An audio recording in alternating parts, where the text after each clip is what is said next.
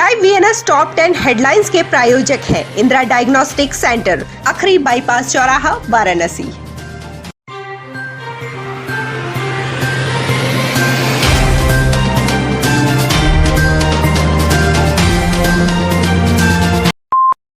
वाराणसी में गुरुवार को 5 कोरोना पॉजिटिव मरीज मिले हैं। बीते 24 घंटे में किसी कोरोना मरीज की मौत नहीं हुई है। गुरुवार को होम आइसोलेशन और कोविड हॉस्पिटल से किसी भी मरीज को छुट्टी नहीं मिली है। वाराणसी में अब तक 82,365 पॉजिटिव मरीज मिल चुके हैं। इनमें से 81,564 लोग स्वस्थ हो चुके हैं, जबकि एक्टिव केसों की संख्या 33 है। छोटे लोहिया जनेश्वर मिश्रा की 89वीं जयंती पर सपा ने निकाली सामाजिक साइकिल यात्रा, महंगाई का किया विरोध। 2022 विधानसभा का चुनावी बिगुल बज चुका है। ऐसे में गुरुवार को समाजवादी पार्टी के राष्ट्रीय अध्यक्ष व पूर्व मुख्यमंत्री अखिलेश यादव के आह्वान पर समाजवादी के कार्यकर्ताओं के द्वारा प्रदेश व्यापी साइकिल यात्रा निकाली गई। इसी क्रम में वाराणसी के सभी तहसील क्षेत्र में सपा कार्यकर्ताओं ने सामाजिक साइकिल यात्रा निकालकर बेरोजगारी और महंगाई के साथ ही साथ भ्रष्टाचार का विरोध किया। सदर तहसील पर पूरे शहर से समाजवादी कार्यकर्ता साइकिल चलाते हुए पहुंचे। इस निरंकुश और जन विरोधी सरकार को खाल फेंकने के लिए आज अखिलेश यादव जी ने जो कमर कसी है, लखनऊ में साइकिल चला करके आज उनके युवा पूरे प्रदेश में एक साथ हर जगह साइकिल चला करके गलियों तक संदेश देने का काम करेंगे। आज भी लोगों के अंदर कसक है, क्योंकि भ्रष्टाचार इतना ज्यादा है कि बिना चढ़ावा चढ़ाए काम इस सरकार में नहीं हो रहा है। जब जब हमारी सरकार बनी है तब तक समाज के सभी वर्गों का और सभी धर्मों के लोगों का सहयोग समाजवादी पार्टी को मिला है, और ये विश्वास है हमारा कि इससे बढ़कर आशीर्वाद और सहयोग आने वाले दिनों में सभी वर्ग और धर्मों का समाजवादी पार्टी को मिलने जा रहा है। नई सुबह संस्था की तरफ से दिव्यांगजन के लिए चल रहे सरकारी योजनाओं के प्रचार प्रसार के लिए 2 प्रचार वाहन को गुरुवार को कैबिनेट मंत्री अनिल राजभर ने हरी झंडी दिखाकर रवाना किया। इसमें से एक वाहन बनारस और एक जौनपुर जनपद के लिए दिया गया। ये प्रचार वाहन दिव्यांगों के बीच में जाकर सरकारी योजनाओं के लिए जागरूक करेंगे और उन्हें लाभान्वित किया जाएगा। इस दौरान मंत्री अनिल राजभर ने संस्था की सराहना की। आज ये वाहन एक बनारस जनपद के लिए और एक जौनपुर जनपद के लिए आज इस संस्था के सहयोग से, डॉक्टर साहब के सहयोग से हम लोगों को मिला है। पश्चिम दिल्ली में नाबालिग 9 वर्षीय दलित बेटी के साथ बलात्कार के बाद हत्या किए जाने को लेकर देश भर में गुस्सा है। वाराणसी में महानगर कांग्रेस कमेटी के तत्वाधान में गुरुवार शाम पूर्व विधायक अजय राय की उपस्थिति में पंचदेव महादेव मंदिर प्रहलाद घाट से रविदास मंदिर भैंसासुर घाट तक कैंडल मार्च निकाला गया। इसमें सरकार के खिलाफ कांग्रेस जनों ने कड़ा विरोध दर्ज कराते हुए दोषियों को फांसी की सजा की मांग की व 2 मिनट का मौन रखकर बेटी को श्रद्धांजलि दी।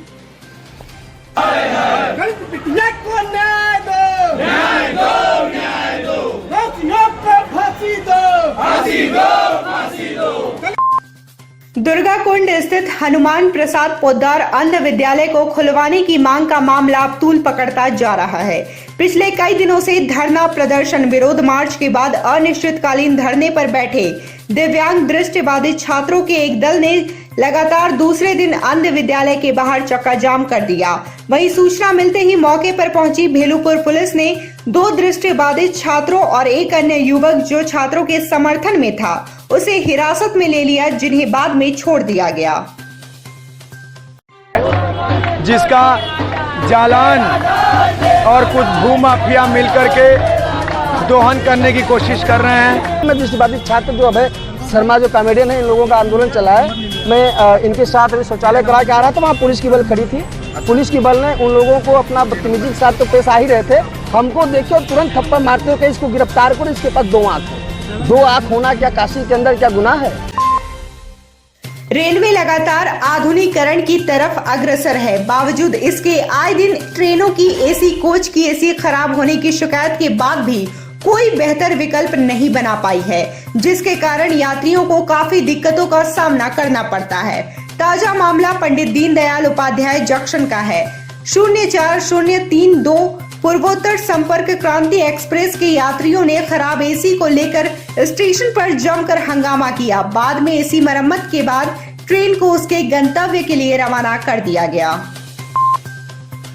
गंगा के जलस्तर में एक बार फिर बढ़ाव देखने को मिल रहा है। बुधवार को 1 सेंटीमीटर प्रति घंटे की रफ्तार से कम होने के बाद अब 6 सेंटीमीटर प्रति घंटे की रफ्तार से गंगा का जलस्तर बढ़ने लगा है। केंद्रीय जल आयोग के अनुसार गुरुवार सुबह 6 बजे से गंगा के जलस्तर में बढ़ोतरी की गई है। दोपहर 2 बजे तक गंगा का जलस्तर 68.5 मीटर नापा गया है। फिलहाल गंगा अपनी चेतावनी बिंदु 70.262 मीटर से करीब 2 मीटर नीचे बह रही है। वहीं वाराणसी में गंगा का खतरे का निशान 71.262 मीटर है, जिससे अभी का जलस्तर करीब 3 मीटर नीचे है।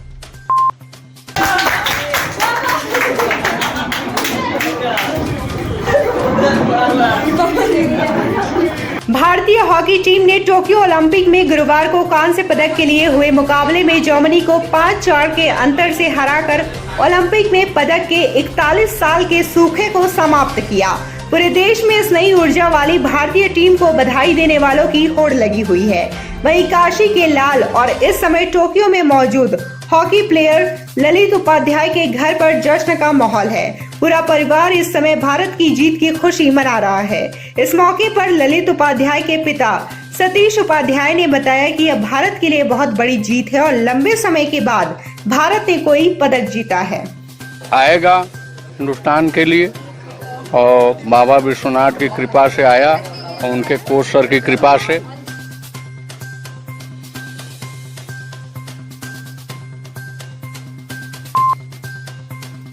अन्न महोत्सव के तहत राशन की दुकानों पर लाभार्थियों में वितरित हुआ निःशुल्क खाद्यान्न। प्रधानमंत्री गरीब कल्याण अन्न योजना के अंतर्गत आज महोत्सव का आयोजन किया गया।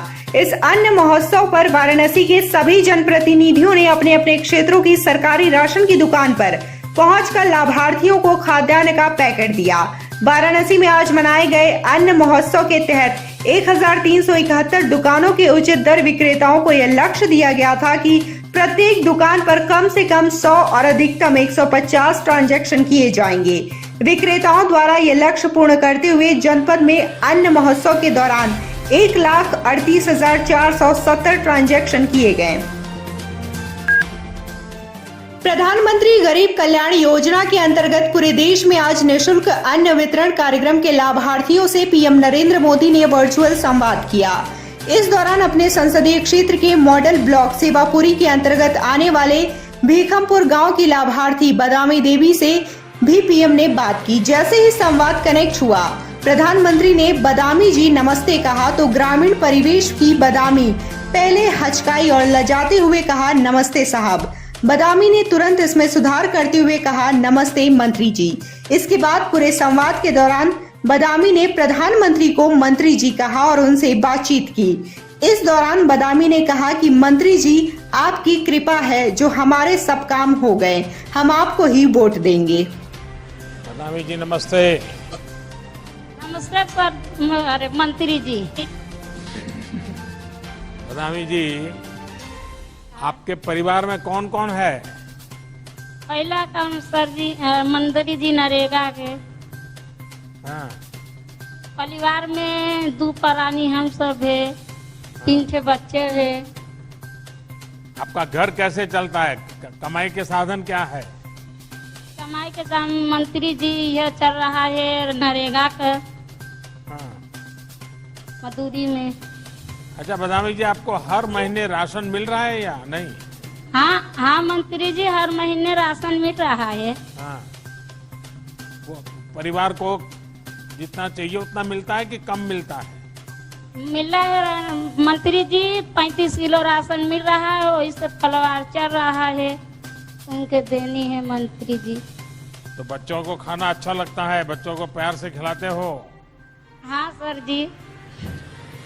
अच्छा बदामी जी, आपका घर कैसा है? कच्चा है कि पक्का है? मंत्री जी तुम तो कृपा है कि वैसे तो मर ही रहा है हम सबका, आपका तुम की कृपा है कि हमको पक्की मिल गया है, आवास मिल गया है, राशन कार्ड मिल गया है, गैस सिलेंडर मिल रहा है और संडास मिल रहा है, बिजली लाइन मिल रहा है, पानी की व्यवस्था हो रहा है। आपको इतना सारा बोल रही हो कि मुझे लिखना पड़ेगा कि इतना मिल रहा है, इतना मिल रहा है। फिर तो आपको शौचालय मिल गया होगा, बिजली मिल गई होगी, गैस का कनेक्शन भी मिल गया होगा। हाँ, सब मिल रहा है जी। अच्छा, तो अब गैस के कारण तो समय भी बहुत कम जाता होगा, जल्दी जल्दी खाना पका लेती होगी। हाँ सर, हाँ मंत्री जी, जल्दी खाना बना पका लेंगे। एक बार दाल भर देंगे, एक बार चावल धर दे, एक बार रोटी बना ले, एक बार भुजिया बना लेंगे, आलू के सब्जी। हाँ, तो हम तो काशी आते हैं, तो कभी खिलाओगे? नहीं मंत्री जी, तू सब दिन हम तुमके जिया वोट दे के जियाएगी सब दिन। वाह वाह वाह। अतः जो सुविधाएं आपको मिली है, हाँ। तो आपके जीवन में कोई बदलाव आया? पहले कैसे रहते थे, अब नया मकान मिला तो कैसे रहते हैं? अब बढ़िया रहे थे। पहले तो मड़ई में रहे थे, कोई पानी चुआते, कोई काच के गदन के सुखाई। अब तो मंत्री जी जब से तू बन गया है मंत्री जी, सब पे हमके बहुत सुविधा मिल गया है। चलिए बदामी जी, आपसे सुनकर अच्छा लगा कि आपको ये डबल इंजन की सरकार का पूरा लाभ मिल रहा है। आपने बताया कि आपको घर, गैस, बिजली, शौचालय सब सुविधा मिली है। कोशिश यही है कि हर गरीब परिवार को ये सारी सुविधाएं पहुंचे और जो देश के लिए भी, सभी नागरिक के लिए भी सुलभ हो। मुझे विश्वास है कि ऐसी सुविधाएं मिलने के बाद अपने बच्चों का भविष्य बनाने में कोई कसर नहीं छोड़ोगी और बच्चों को जरूर पढ़ाओगी। तो मेरी तरफ से आपको बहुत शुभकामनाएं। ठीक है मंत्री जी, हम पढ़ा रहे हैं, दुआ करेगी, सब करेगा। तुमका कृपा है तो सब हो जाएगा। प्रणाम मंत्री जी। धन्यवाद जी।